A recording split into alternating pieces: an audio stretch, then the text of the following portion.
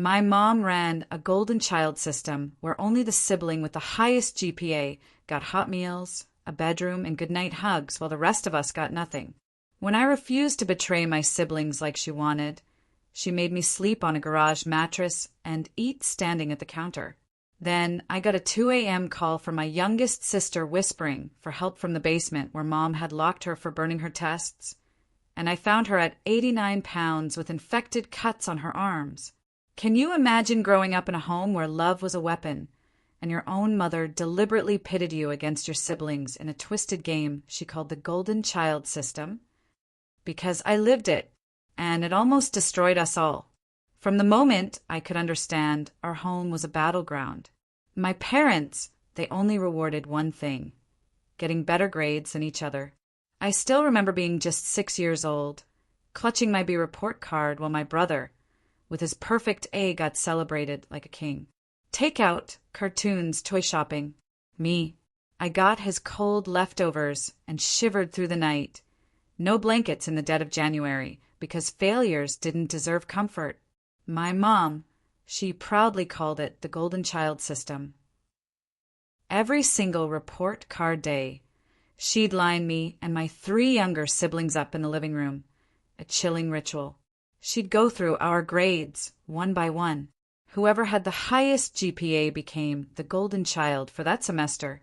They got everything: hot meals, a warm room, bedtime hugs, weekend trips to the mall.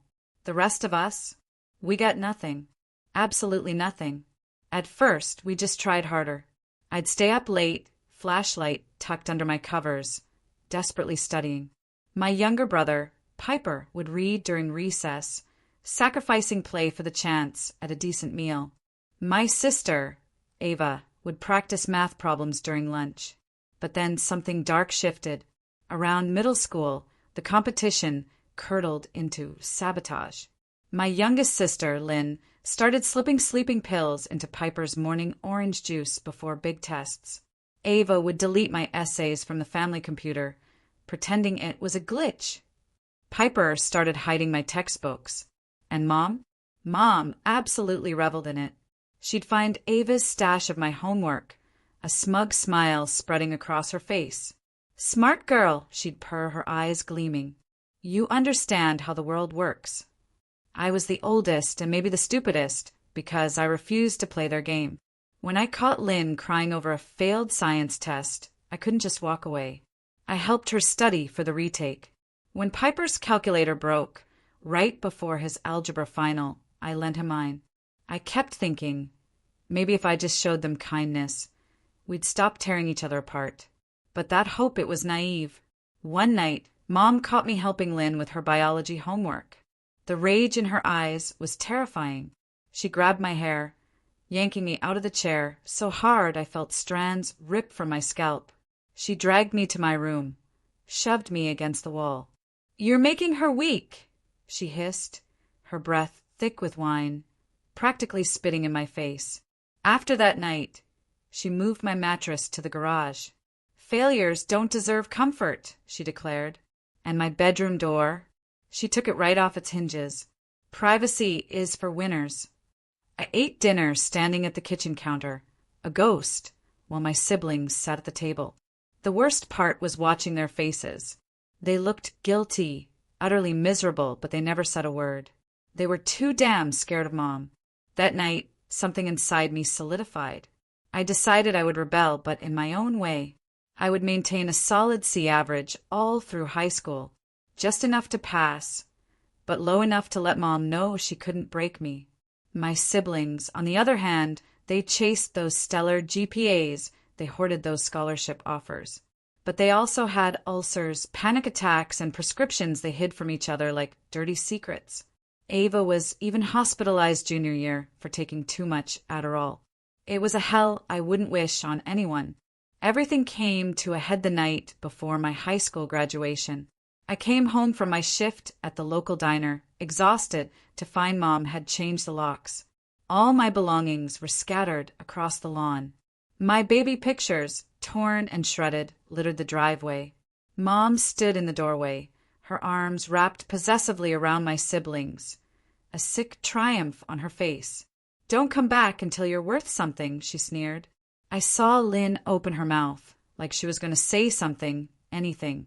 But Mom shot her a look, a silent dagger that drained all the color from Lynn's face. She said nothing.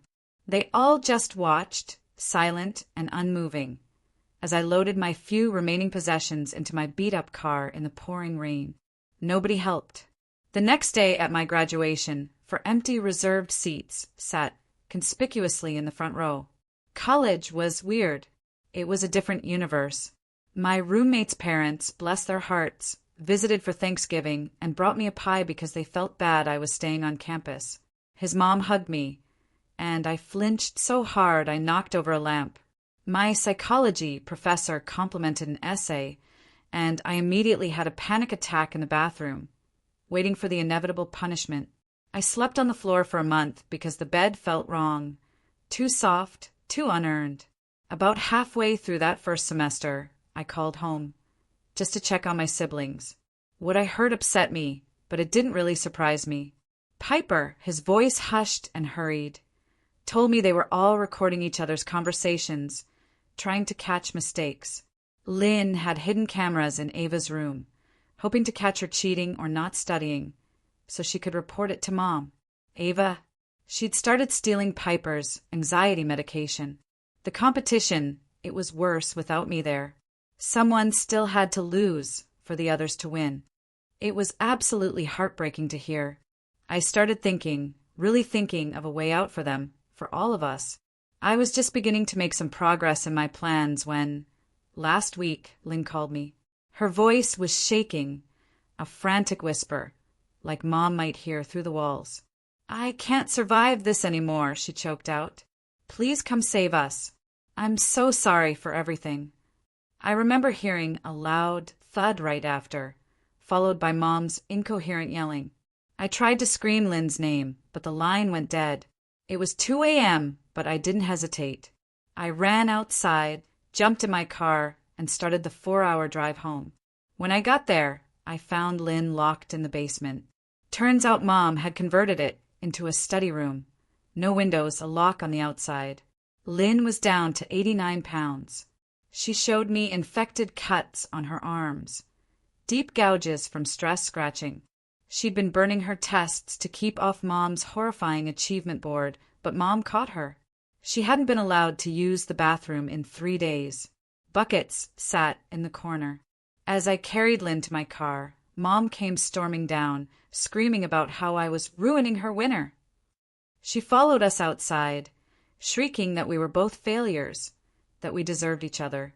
As I drove away, Lynn half conscious in the passenger seat, I kept checking the rearview mirror, half expecting to see Mom's car following us. Lynn passed out completely, her breathing shallow but steady. The hospital was another hour away, and I pressed harder on the gas pedal.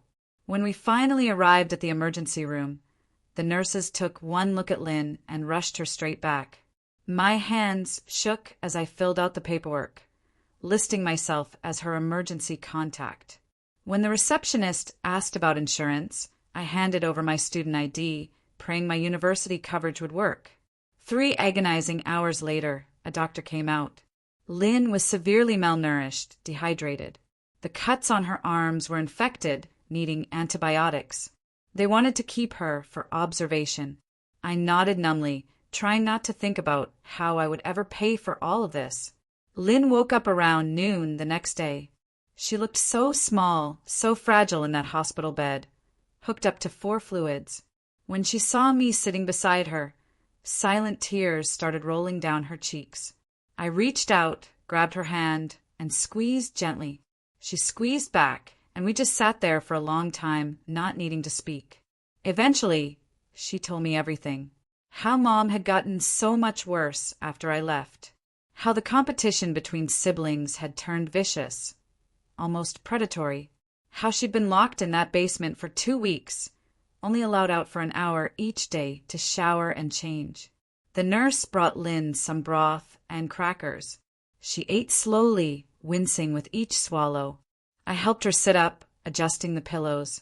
When she finished, she looked at me with hollow, haunted eyes. I knew what she was asking without her saying a word. Could we go back for Piper and Ava? Were they suffering, too? Part of me, a small, bitter part, wanted to say no. They'd watched Mom throw my stuff on the lawn. They'd participated in the sabotage for years. But then I remembered they were victims, too, just trying to survive in their own twisted ways. That evening, from the hospital lobby, I called Piper. He answered on the third ring, his voice a low whisper. I told him Lynn was safe and asked if he wanted to leave, too. There was a long, suffocating pause. Then he hung up. I tried calling back, but he didn't answer. I tried Ava next. She picked up immediately, almost like she'd been waiting. Before I could even say hello, she started talking fast, a torrent of words. Mom knew I'd taken Lynn. She was furious. She'd already changed the locks again, installed security cameras. Ava's voice cracked as she told me Mom had moved all of Lynn's belongings to the curb and burned them in the backyard. I asked Ava if she wanted out. Another agonizing pause. Then she whispered that she couldn't talk anymore and hung up. I stood in that hospital lobby, feeling utterly helpless. How could I save people who didn't want to be saved? Lynn was released after 4 days. The bill was astronomical, but the hospital set up a payment plan. I drove us back to my college apartment, stopping at a thrift store to buy her some clothes and basic necessities. My roommate was gone for winter break, so Lynn took his bed. Those first few days were rough. Lynn jumped at every sound. She'd wake up screaming from nightmares. She kept apologizing for things that weren't her fault. I made her simple meals and didn't push her to talk. Slowly, so slowly, she started to relax. She even smiled once when I burned our mac and cheese because I was distracted with homework. A week after we'd left, my phone rang at 3 a.m. It was Piper. His voice was shaking, terrified. Mom had found his hidden stash of anxiety medication and flushed it all. He was going through withdrawal and didn't know what to do. I told him to pack a bag and meet me at the gas station 2 blocks from the house. I left Lynn sleeping soundly and drove through the night again. Piper was waiting, hunched over with a backpack. He looked terrible, sweating, shaking, dark circles under his eyes. He climbed into my car without a word.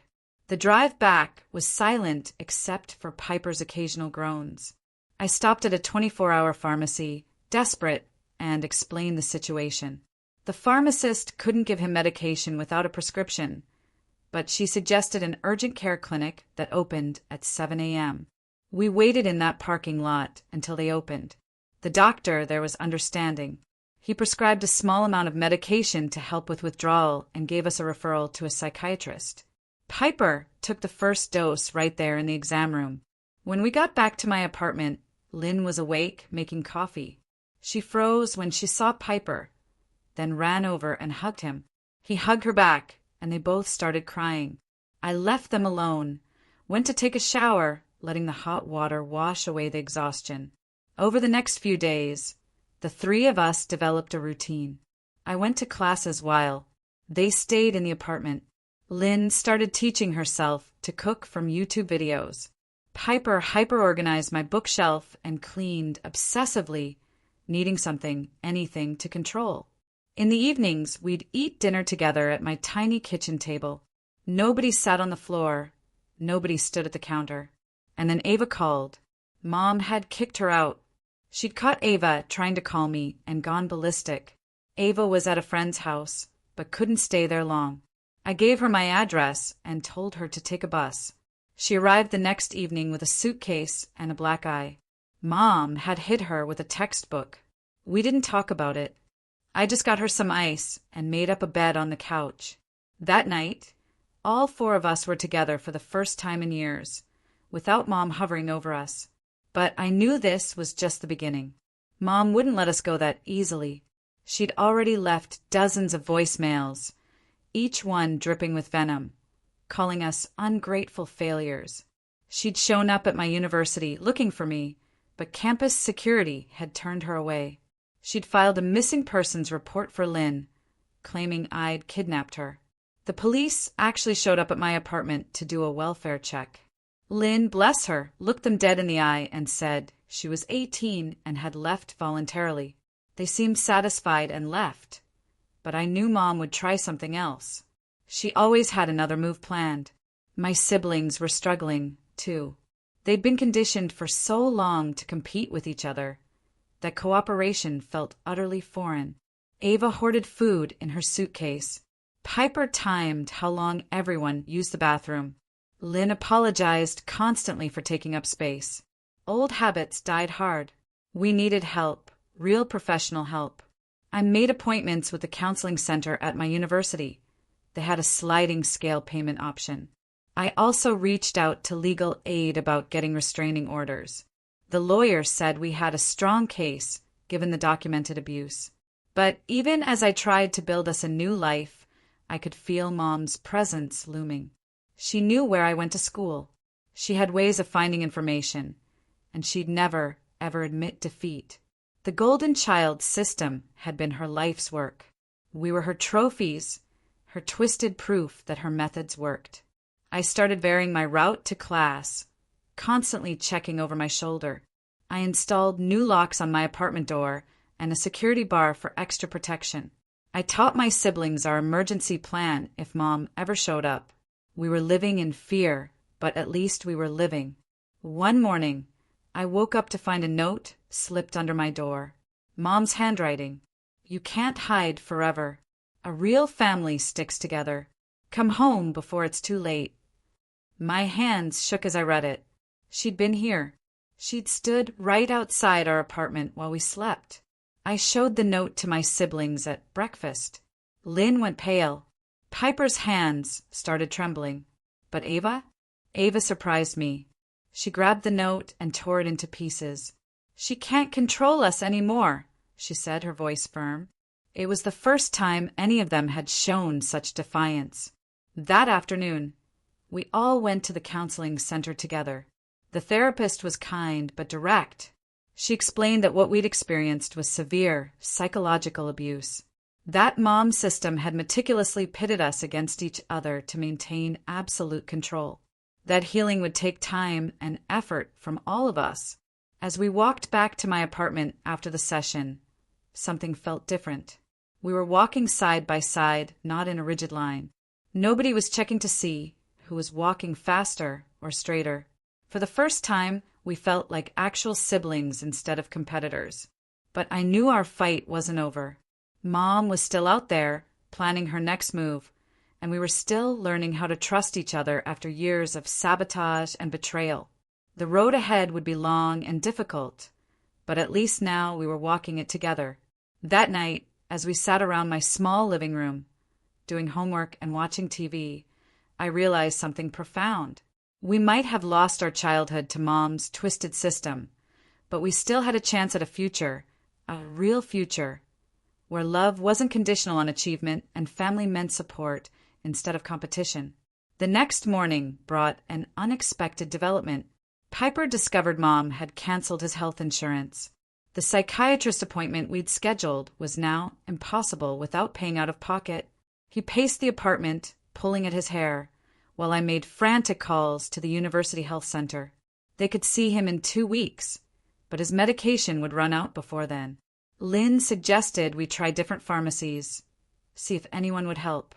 We spent the entire day driving from one to another, explaining our desperate situation.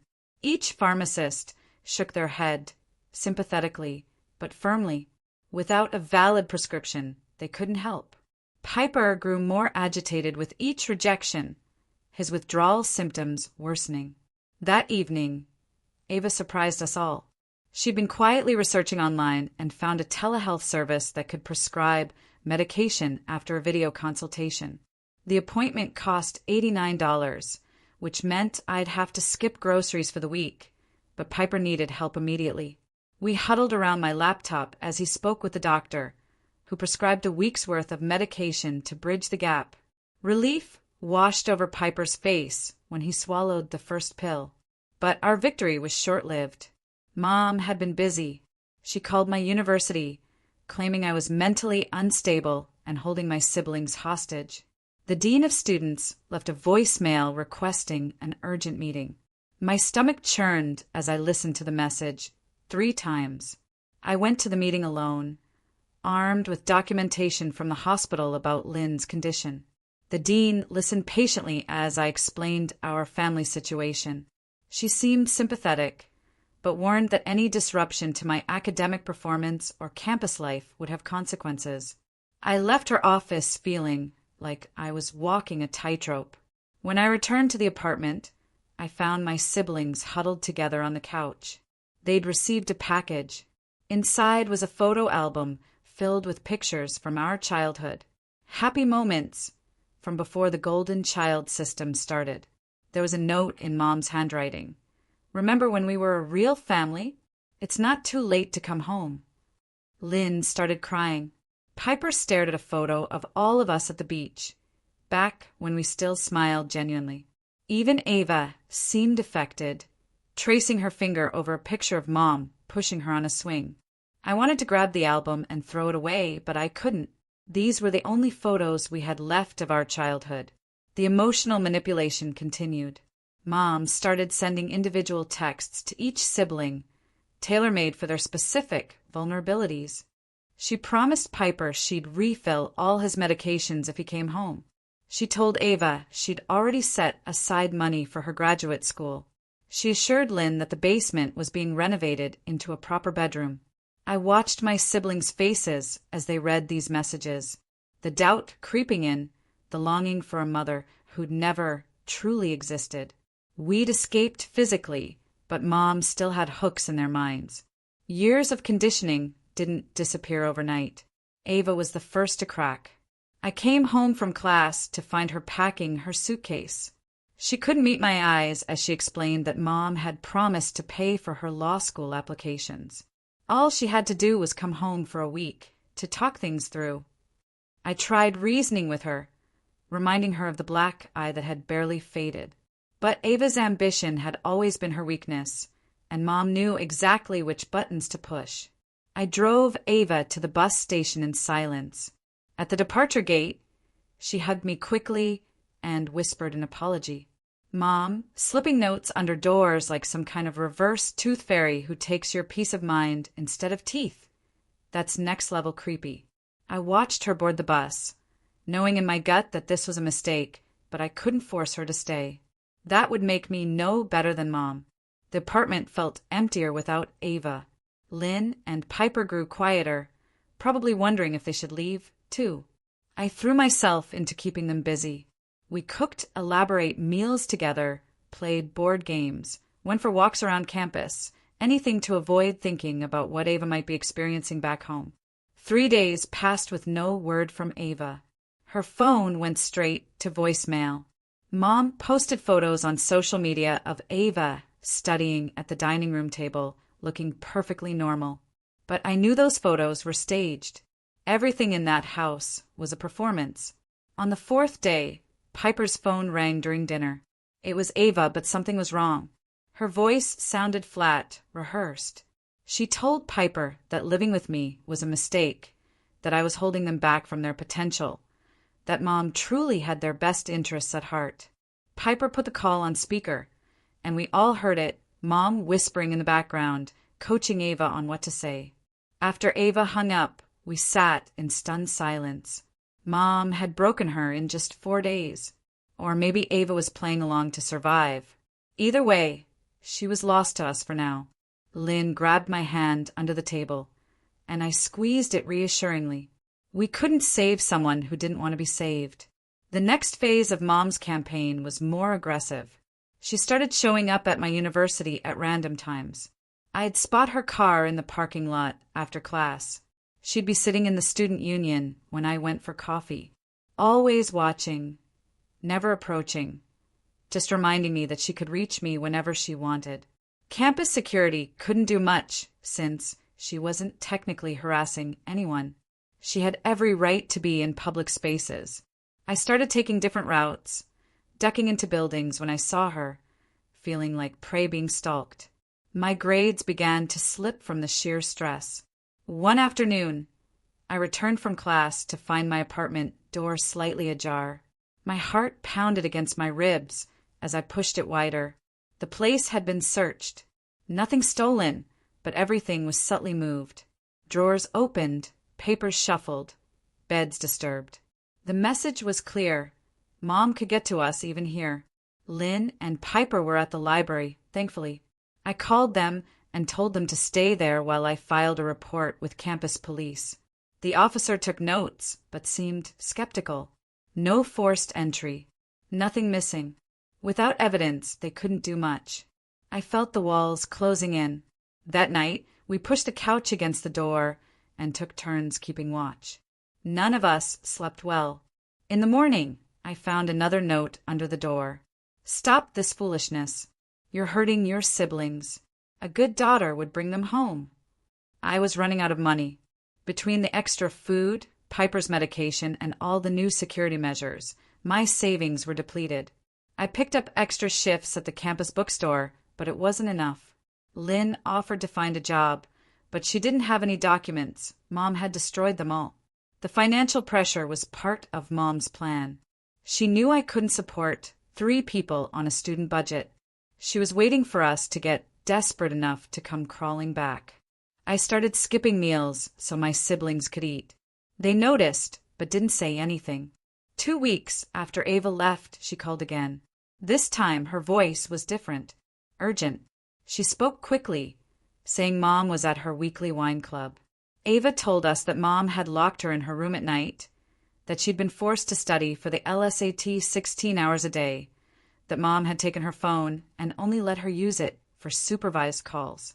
Before we could respond, we heard a door slam in the background. Ava gasped and hung up. We tried calling back, but the number was blocked. I wanted to drive there immediately, but Lynn, ever practical, pointed out it could be a trap. Mom might be using Ava to lure us back. We spent hours debating what to do. Piper thought we should call the police, but what would we say? That a 20-year-old was studying too much? Lynn suggested we try to sneak Ava out during Mom's wine club, but we didn't know when that was. I felt paralyzed by indecision. The next morning changed everything. Mom had escalated beyond psychological warfare. She'd called my employer claiming I'd stolen from the register. She'd contacted my professors saying I was cheating on assignments. She'd even reached out to my roommate's parents with lies about substance use in our apartment. I spent the entire day in damage control mode. My manager reviewed security footage that proved I'd never stolen anything. My professors were understanding, but concerned. My roommate's parents were harder to convince. The stress was overwhelming. Mom was systematically trying to destroy the life I'd built. Lynn and Piper watched me field phone calls and emails, their faces grave. They understood now that Mom wouldn't stop. She'd keep escalating until we either returned or were completely destroyed. There was no middle ground in her world. That evening, I made a decision. We couldn't keep playing defense. We needed to go on the offensive, but not in the way Mom expected. Instead of fighting her directly, we'd make ourselves impossible to find. It was time to disappear completely. I researched cities far from our hometown, places where Mom had no connections, where we could start fresh with new identities, at least socially. It would mean dropping out of school, leaving everything behind. But what choice did we have? Lynn was immediately on board. She had nothing left to lose. Piper was more hesitant. His medication situation made moving complicated. But after Mom sent him photos of his old room with the caption, "Waiting for you," he agreed. We couldn't leave Ava behind, though. Somehow, we had to get her out first. I spent the next week quietly preparing. I withdrew my remaining savings in cash, packed our few belongings into boxes, gave notice at my job, telling them I had a family emergency. My professors were understanding when I explained I needed to take a leave of absence. Meanwhile, we worked on a plan to extract Ava. Lynn had an idea. She still had the password to an old email account Ava had forgotten about. We could communicate through drafts, never actually sending anything that Mom could intercept. It was risky, but it was our only shot. The first draft we left was simple. We're getting out. All of us. Be ready. We checked obsessively for a response. 2 days later, Ava had written back. Mom watches everything. Wine club is Thursday, 7 o'clock to 10 p.m. Back door broken lock. We had a window, a 3-hour opportunity while Mom was out. But it would mean driving back to the house we'd fled from, walking back into the trap. Everything in me screamed that this was a bad idea, but I couldn't abandon Ava. I rented a car under a friend's name, paying cash. We drove through the night, arriving in our hometown as the sun rose. We parked several blocks away and waited. The neighborhood looked exactly the same. Normal houses with normal families. No one would ever guess the horror inside that perfect suburban home. Thursday evening came slowly. We watched from our car as Mom left for wine club, dressed impeccably as always. We waited another 15 minutes to make sure she wasn't coming back. Then we moved quickly. The back door was indeed broken, just as Ava had said. We slipped inside silently. The house smelled like lemon cleaner and something else fierce. I remembered that smell from my childhood. We found Ava in her room, already packed.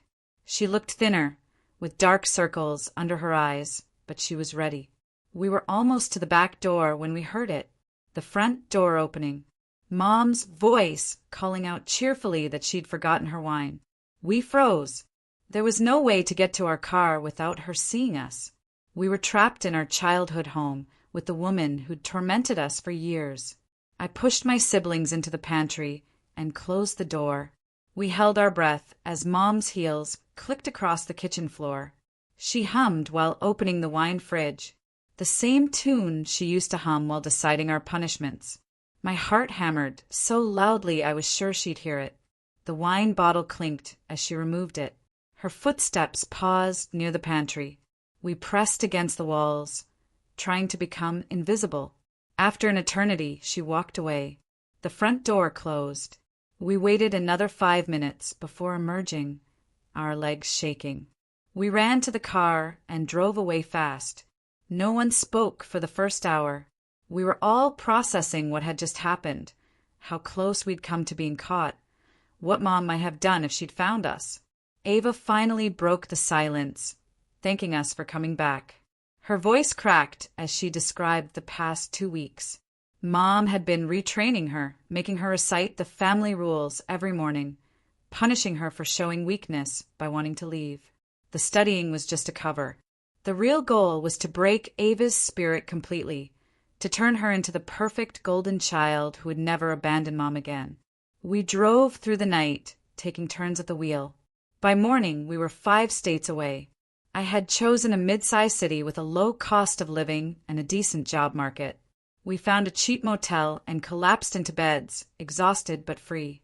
The next few weeks were about survival. I got a job at a restaurant, lying about my experience.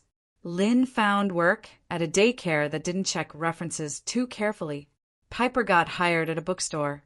Ava took online freelance work, using her academic skills to tutor students. Together, we scraped together enough for a small apartment. It wasn't easy. We all struggled with nightmares. Piper had panic attacks in crowded spaces. Lynn flinched whenever someone raised their voice. Ava obsessively checked locks. I jumped every time my phone rang. But slowly, so slowly we began to heal. We found a therapist who specialized in family trauma and offered sliding scale payments. In group sessions, we learned to communicate without competition, to support each other without keeping score, to love without conditions. It was like learning a new language. Mom didn't give up easily. She hired a private investigator to find us. We knew because he showed up at Piper's bookstore asking questions. But we were prepared for this. We'd all agreed on a story. We were cousins, not siblings. Our parents had died in an accident. We'd moved here for a fresh start. The investigator left empty-handed. The calls and messages continued for months. Mom cycled through every manipulation tactic.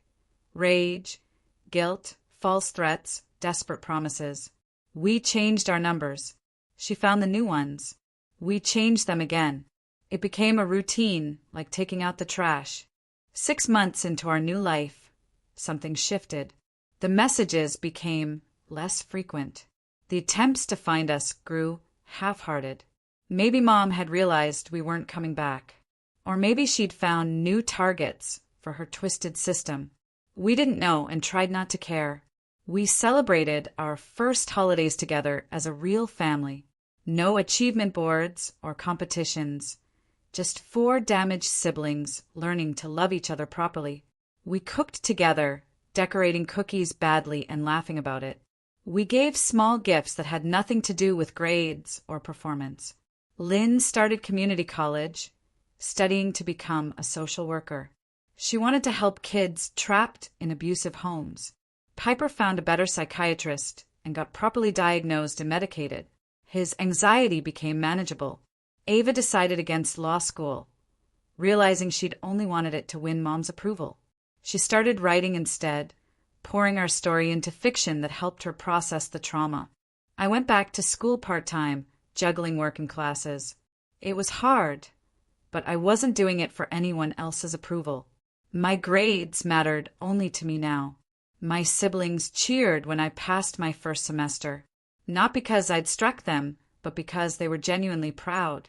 We still had bad days, moments when the old patterns tried to resurface. When Piper timed how long Lynn showered. When Ava hoarded snacks. When Lynn apologized for breathing too loudly. When I caught myself comparing our achievements.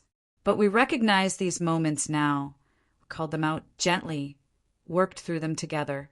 The apartment was small and cramped. We shared 2 bedrooms and 1 bathroom. Money was always tight. But for the first time in our lives, we felt safe. We ate dinner together at a real table.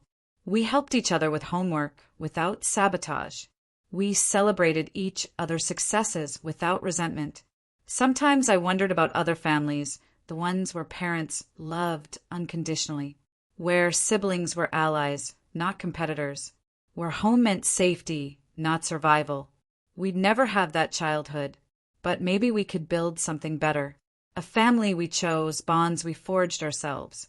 Late at night, when my siblings were asleep, I'd think about Mom, alone in that big house with her achievement boards and golden child throne.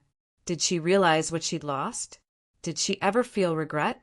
Or was she already grooming new victims, perfecting her system on other children? I pushed those thoughts away. Mom was our past. We had worked too hard to let her shadow follow us into our future. We'd escaped, not just physically, but mentally. We'd broken the cycle. Our children, if we ever had them, would never know the golden child system. They'd know love without conditions, support without competition. The road ahead was still uncertain. We had no extended family to fall back on, no safety net except each other. But we'd survived the worst thing imaginable. A mother who turned love into a weapon. Everything else felt manageable in comparison. As our first year of freedom drew to a close, we gathered in our tiny living room for a family meeting. Not the kind where Mom lined us up for judgment, but a real discussion about our future. Where did we want to be in 5 years? What dreams had we buried that we could now pursue? The conversation lasted hours. We cried, laughed, and planned. For the first time, we weren't thinking about survival. We were thinking about living, about the people we could become without Mom's voice in our heads telling us we weren't enough. That night, I looked around at my siblings. Lynn, finally gaining healthy weight and smiling freely. Piper, medication stable and cracking jokes. Ava writing stories instead of plotting sabotage.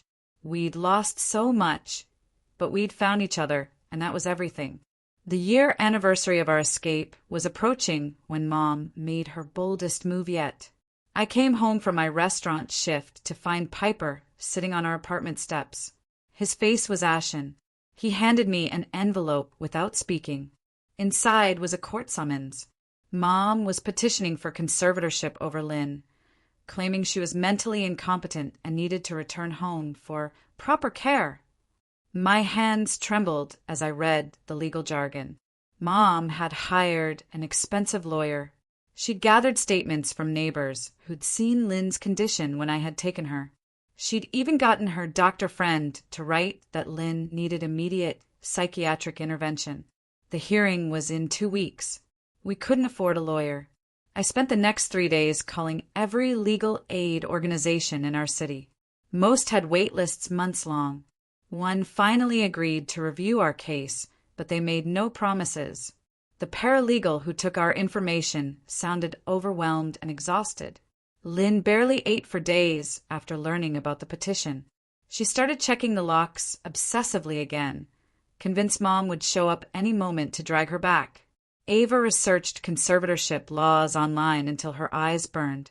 Piper cleaned the apartment compulsively, as if a spotless home would somehow protect us. I took extra shifts at work, hoping to save enough for at least a consultation with a real lawyer. My manager noticed my exhaustion and pulled me aside. When I broke down and explained our situation, she gave me the number of her cousin who'd just passed the bar exam. He agreed to meet with us for a reduced fee. The young lawyer, Nathaniel, reviewed our documentation with a frown. Mom's petition was thorough. She painted herself as a concerned mother, trying to save her daughter from a negligent sibling.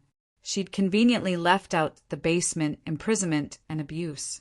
Without proof, it would be our word against hers. We spent the next week gathering evidence. The hospital records from Lynn's admission helped, showing malnutrition and infected wounds. We got statements from my professors about my stability. Lynn's employer at the daycare wrote about her reliability and gentle nature with the children. It felt like building a sandcastle against a tsunami. 3 days before the hearing, Ava made a discovery. While organizing our documents, she found something we'd overlooked. Photos on Lynn's old phone that she'd managed to take of the basement room. The lock on the outside of the door, the buckets in the corner, her own injured arms. They were dark and blurry, but they were evidence. Nathaniel's eyes lit up when we showed him. "This changes everything," he said, a determined glint in his eye. He spent the next 2 days preparing our defense, coaching Lynn on what to expect during questioning. She practiced her answers until her voice stopped shaking. We all took the day off work for the hearing. The courthouse felt impossibly large as we walked in. Mom was already there with her lawyer, wearing a conservative suit and her most convincing, concerned mother mask. She tried to approach Lynn in the hallway, but Nathaniel stepped smoothly between them. Mom's mask slipped for just a moment, revealing the pure fury underneath. Inside the courtroom, Mom's lawyer painted a picture of a loving mother desperate to help her struggling daughter. He presented the neighbor statements, the doctor's letter, photos of Lynn's clean, furnished bedroom at home. He implied I'd brainwashed my siblings, that I was keeping them from their family out of spite. When it was our turn, Nathaniel methodically dismantled their narrative. He presented the hospital records, highlighting that Lynn's condition was consistent with prolonged abuse, not mental illness. He showed the photos from Lynn's phone. He had each of us describe the golden child system in harrowing detail. Lynn testified last. Her voice was quiet but steady as she described the basement imprisonment, the achievement board, the punishments for failing to compete. The judge, an older woman with kind eyes, listened intently. Mom's lawyer tried to suggest Lynn was confused, possibly delusional. Lynn simply rolled up her sleeves and showed the scars on her arms. The judge called a recess. We sat in the hallway, hands clasped together, waiting. Mom paced near the windows, her lawyer whispering urgently to her. When we were called back, the judge's expression was stern. She denied Mom's petition completely. She stated that the evidence clearly showed Lynn was thriving in her current environment and that returning home would be detrimental to her well-being. She warned Mom that any further harassment could result in criminal charges.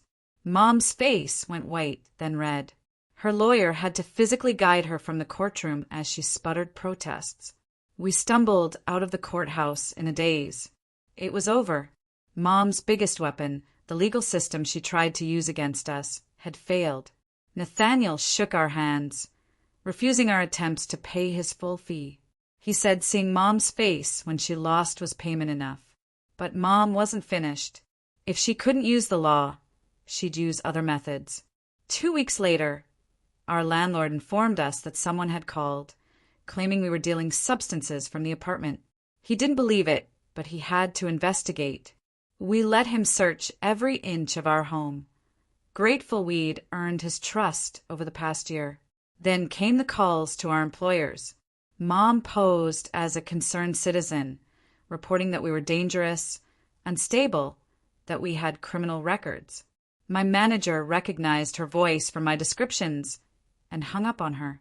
But Piper's bookstore was part of a chain with corporate policies. They suspended him pending an investigation. The stress was affecting all of us. Ava started having nightmares again. Lynn developed a nervous habit of pulling out her eyebrow hairs. I caught myself checking the locks as obsessively as they did. We were free from Mom physically, but she still haunted us. One evening, as we sat around our small table eating another budget dinner, Ava suggested something radical. What if we confronted Mom directly, not alone but together? All four of us, showing her that her system had failed, that we were united now in a way her competition could never achieve. The idea terrified me, but I saw something in my siblings' faces. They were tired of running, tired of looking over their shoulders. Maybe facing her would break her hold on us once and for all. We spent days debating, planning, preparing what we'd say. We chose a public place, a coffee shop in our old town. We drove there on a Sunday morning, all four of us squeezed into my beat-up car. The familiar streets looked smaller than I remembered. The house we'd grown up in looked ordinary from the outside, hiding its dark secrets. Mom arrived exactly on time, alone as we requested. She looked older, diminished somehow. Her perfect hair had gray roots. Her designer clothes hung loose on her frame. She sat across from us, her face cycling through emotions as she tried to find the right mask to wear. I explained our terms. No more contact, no more harassment, no more attempts to tear us apart. If she continued, we would pursue a restraining order and criminal charges for the years of abuse. We had evidence now, witnesses, a paper trail of her harassment. The golden child system was over. Mom's masks fell away completely. Then she looked at us with naked desperation, realizing she'd lost control forever. She tried several tactics in rapid succession. Tears, promising she'd changed. Anger, threatening to disinherit us. Bargaining, offering money if just one of us would come home. Finally, cold fury, hissing that we'd regret this when we realized how cruel the world was without her protection. We stood up together. Lynn looked her in the eye for the first time in years. Piper's hands were steady. Ava's chin was raised. I felt their strength flowing through me. We walked out without looking back, leaving Mom alone with her cold coffee and shattered system. The drive home was quiet but peaceful. Something had shifted. The specter of Mom that had haunted us for so long felt smaller, less powerful. She was just a lonely woman, clinging to control she'd never really had. We'd given her power over us for so long, but no more. Piper got his job back after the investigation, found nothing. He even got a small raise as an apology for the inconvenience. Lynn started talking about maybe pursuing her social work degree full-time. Ava's writing grew stronger, more confident. She started submitting stories to literary magazines. 3 months passed without word from Mom. Then 6 months. The hypervigilance slowly faded. We stopped checking the lock so often. The nightmares became less frequent. We still had bad days, moments when the old patterns tried to resurface, but they were fewer and farther between. On the 2nd anniversary of our escape, we held another family meeting. This time we weren't planning survival strategies or discussing Mom. We were talking about normal things. Piper wanted to save up to travel. Lynn was applying to universities. Ava had received her first acceptance letter from a literary journal. I was considering changing careers, maybe going back to school for something I actually enjoyed. As we talked and laughed and made plans, I realized something profound. Mom had tried to break us by making us compete. She'd wanted to create perfect, isolated achievers who would always need her approval. Instead, she'd forged us into something stronger. We'd learned to support each other through the worst imaginable circumstances. We'd chosen love over competition, unity over division.